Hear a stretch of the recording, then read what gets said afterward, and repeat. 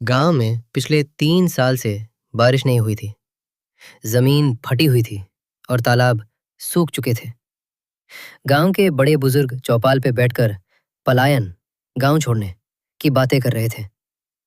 हर चेहरे पे मायूसी थी, सिवाय आर्यन के, जो दूर पहाड़ियों को देख रहा था। आर्यन ने सोचा कि रोने से प्यास नहीं बुझेगी।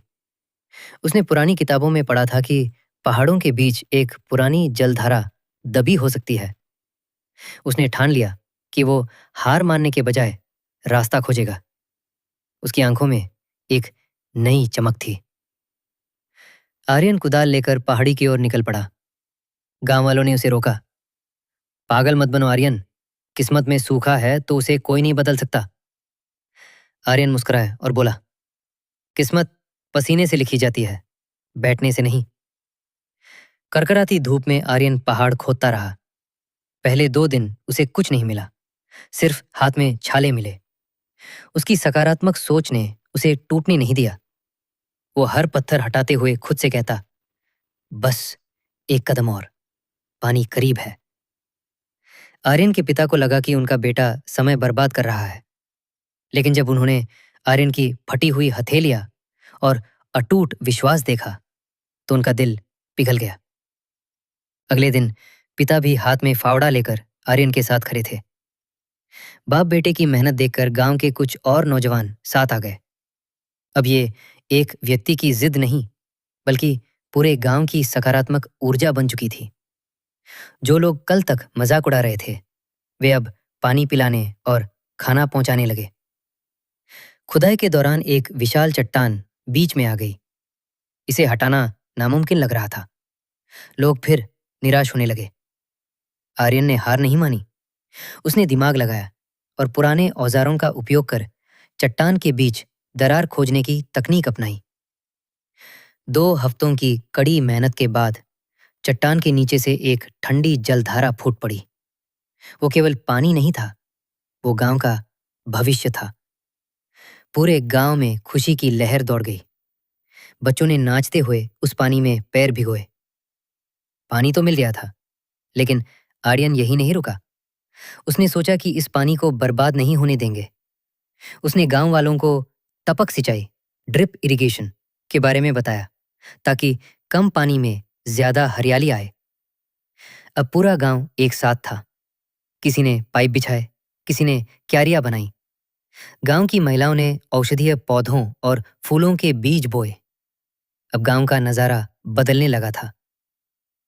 कुछ महीनों बाद वो गांव जो कभी बंजर और वीरान था, अब स्वर्ग जैसा लग रहा था।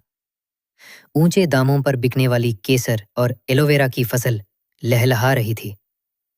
व्यापारियों की गाड़ियां अब गांव के दरवाजे पर खड़ी रहती थीं। गांव की चौपाल पर अब पलायन की नहीं, बल्कि तरक्की की बातें होती थीं। आर्यन ने सबको एक ही बात सिखाई, समस्याएं सबके पास होती हैं, लेकिन समाधान सिर्फ उनके पास होता है जिनके पास सकारात्मक सोच की शक्ति होती है। इस कहानी का मूल मंत्र, हमारी सोच ही हमारे जीवन की दिशा तय करती है। अगर हम अंधेरे को कोसने के बजाय एक छोटा सा दिया जलाएं, तो उजाला खुद ब खुद हो जाता है। सोच का साम्राज्य। समीर और आर्यन। एक समय की बात है, एक छोटे से कस्बे में 2 मित्र रहते थे, समीर और आर्यन। दोनों ने एक ही स्कूल से पढ़ाई की। दोनों के पास संसाधनों की समान कमी थी और दोनों के सपने भी ऊंचे थे। लेकिन उनके व्यक्तित्व में एक बुनियादी अंतर था, उनकी दृष्टि। अपनी पढ़ाई पूरी करने के बाद दोनों को एक ही कंपनी में मार्केटिंग एग्जीक्यूटिव की नौकरी मिली। कंपनी ने उन्हें एक ऐसे गांव में भेजा जहां शिक्षा का स्तर कम था और लोग नई तकनीकों से डरते थे। उन्हें वहां जाकर सोलर पैनल, सौर ऊर्जा बेचने थे। समीर की नकारात्मक दृष्टि। समीर ने गांव पहुंचते ही सिर पकड़ लिया। उसने अपने बॉस को फोन किया और कहा, सर, आपने मुझे कहाँ भेज दिया? यह तो लोगों के पास पक्के मकान तक नहीं है, वे सोलर पैनल क्या खरीदेंगे? यहाँ समय बर्बाद करना बेकार है। उसने हार मान ली और दिन भर पेड़ों की छांव में बैठकर अपनी किस्मत को कोसने लगा। आर्यन की सकारात्मक दृष्टि। आर्यन ने उसी स्थिति को दूसरी तरह से देखा। उसने सोचा, वाह, यहाँ तो बिजली की भारी कमी है। अगर मैं इन लोगों को समझा सकूं कि सौर ऊर्जा से वे मुफ्त में बिजली पा सकते हैं, तो यहाँ हर घर मेरा ग्राहक बन सकता है। उसने लोगों के साथ बैठकर चाय पी, उनके सुख दुख बांटे और उन्हें धीरे धीरे तकनीक के फायदे समझाए। 5 साल बीत गए। अब दोनों के करियर में जमीन आसमान का अंतर आ चुका था। समीर का हाल।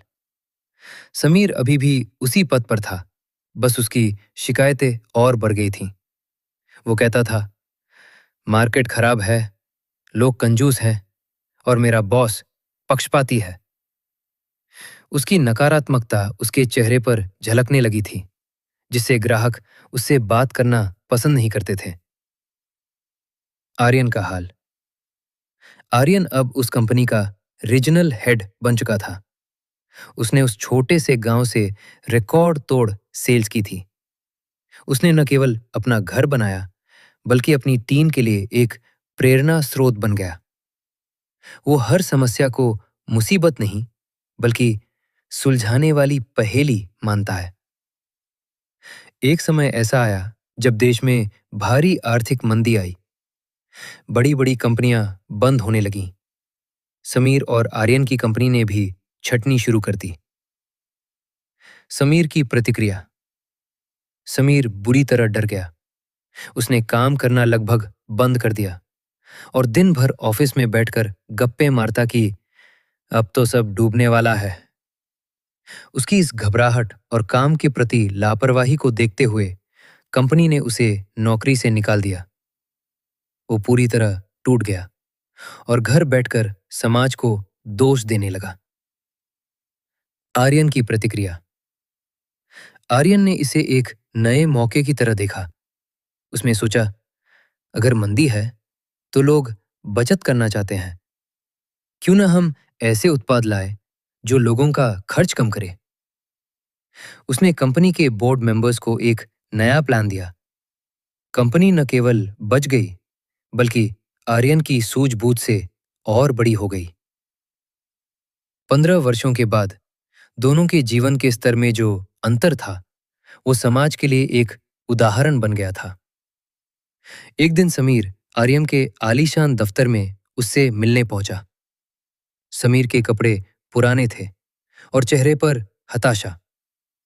उसने भारी मन से पूछा, आर्यन, हम दोनों ने एक ही पायदान से शुरुआत की थी, फिर भगवान ने तुझे इतना सब दिया और मुझे दर दर की ठोकरें खाने के लिए छोड़ दिया। क्या मेरी किस्मत इतनी खोटी थी? आर्यन ने शांति से उत्तर दिया, समीर, भगवान ने मौके दोनों को बराबर दिए थे।